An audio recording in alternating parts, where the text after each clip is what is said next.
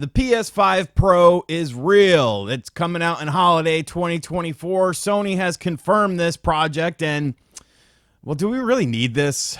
I'm not really sure why this is something that exists. Now, obviously, the Pro precedent was set during the last generation. We got the PS4 Pro and the Xbox One X, which were essentially refreshes of the consoles that we had already gotten with the PlayStation 4 and the Xbox One, respectively.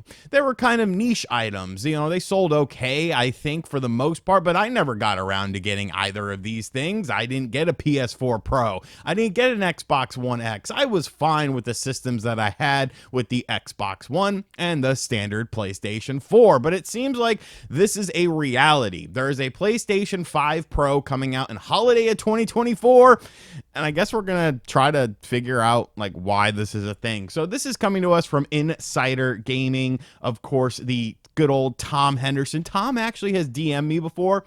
I don't think he likes me, but I think he tolerates me. And really, in this video game landscape, as long as you tolerate me, like, that's more than I can ask for. Most people don't like me. Some of them kind of don't like me at all. But the PS5 Pro specs are real, releasing holiday of 2024, according to Insider Gaming. So I know what you're saying. Well, how is this Sony confirming it? We'll talk about it in just a moment here. So basically, here are a list of the specs of it. The rendering will be 45% faster than the PlayStation 5, 2 to 3 times ray tracing, 4x in some cases, 33.5 teraflops, which, if you know anything about the current PlayStation 5, that's allegedly a 10 teraflop system, so that's actually quite a big upgrade. PSSR, PlayStation Spectral Super Resolution Upscaling. It's an upscaling and anti-aliasing solution. Support for resolutions up to 8K is planned for the future SDK version, which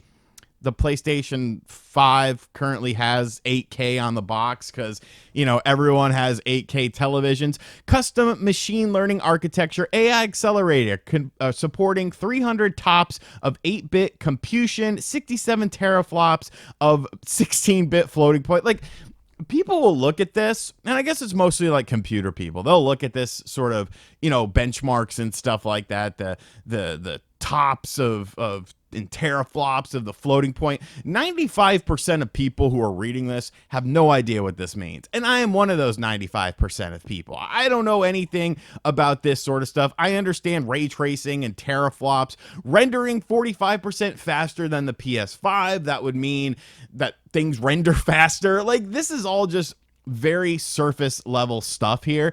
And, you know, they're basically saying it's going to have an improved and consistent FPS at 4K resolution, a new performance mode for 8K resolution. So if you understand how modern games are right now, you can get 4K graphics, but it's usually at 30 frames per second, or maybe a variable, you know, a fluctuating frames per second rate. Whereas if you play a game on performance mode, you're usually getting like 60 frames per second at 1080p or maybe 1440p. Just kind of depends on the size of the game. So this is obviously going to be a little bit better for those wanting, you know, 4K resolution, but still wanting a consistent frame rate. We can scroll down here and see that all of this is actually from an internal developer portal that is not publicly shared, done by Sony. So Sony themselves has confirmed to developers via the developer portal that this is an actual thing. This is going to be something that is happening, and this is actually coming out. I've talked to some developers off the record, and they were very quiet on this. Nobody would really confirm it for me, which pretty much confirms that this is an actual thing that is actually happening. So this is being tested for holiday of 2024 with the release of this system, and it's a beefy boy. I mean, I'm not going to sit here and say that, you know, it's small or anything like that, but here's the question that I have with this, you know, because I'm assuming I'm the target audience. I'm a video game channel. I will probably buy one because I have to unbox it and I have to make videos on it because that's easy ad revenue money. If I wasn't a video game content creator, would I buy a PS5 Pro? No, because I didn't buy a PS4 Pro or an Xbox One X. And I was a content creator then, you know, just more so working with Nintendo enthusiasts. So buying PlayStation hardware didn't really make much sense. I don't even know if RGT was around when those systems came. It might have been. It might have been. But the thing to me is, looking at this, like, this is a substantial upgrade over the PlayStation 5 we have now, if these specs are to be believed, and it does seem like they are to be believed because this is coming from an internal Sony document to developers. My question is, what is the point of this? What is the point of having stronger hardware? With the PlayStation 4 Pro and the Xbox One X, like, I do feel like there was somewhat of a point, because you did have a lot of these games that were kind of struggling on the base hardware. You had the Xbox One VCR system, so it made sense to have something a little bit beefier to handle the games. But there was a lot more games for the PlayStation 4 and Xbox One that were already out when these games, or when these systems came out, and then, you know, some of them were slightly enhanced by this. How much are you going to enhance your current library of games with this stuff? Like, yeah, you might get a little bit like faster loading and stuff like that. Like, I don't necessarily see the point, because I feel like with this generation, we're still not in full swing with this. And if this is full swing, then the video game industry needs a complete reset. You know, companies need to start downsizing, and they need to start thinking about smaller budget games, because the release of games that we've been getting, like, look at the Xbox Series system. Like, you know, it's been turbulent at best, and it seems like 2024 is going to be a better year. Sony has come out and said, hey, our big mainline IPs, you're not getting any of that in 2024. That's what they said themselves. They have been relying heavily on second-party developers and third-party developers to do exclusives for the PlayStation brand, because Sony themselves, their output hasn't really been all that crazy. Like, do I really need a PlayStation 5 Pro to play The Last of Us Part 2 Remastered, which was a game that already had a patch to it? Like, I just don't get the point of this.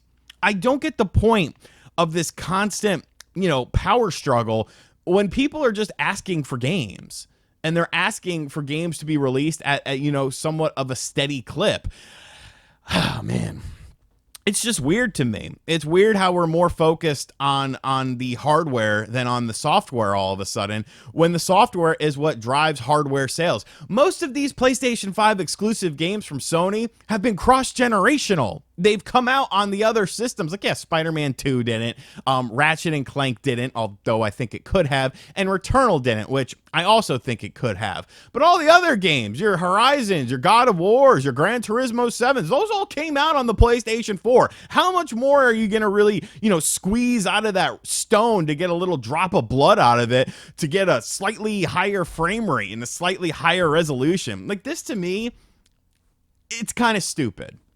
And I know some people are going to disagree with me on that. They're going to say, well, look at PC gaming and this, that, or the other. But PC gaming is still throttled by the lowest common denominator. You're still going to be throttled by the lowest common denominator of the PlayStation 5 family, which would be the baseline PlayStation 5 when you're developing the games. It's not like people are going to make exclusive games for this that fully utilize all of this power, because they're not going to want to go to a smaller dedicated fan base of people. They're going to want that bigger number of total PlayStation 5 owners, not including PlayStation 5 Pro owners. Sure, there'll probably be some enhancements to the games, but is it really worth the upgrade? You know, is this more so designed for people who maybe haven't purchased a PlayStation 5? I don't know.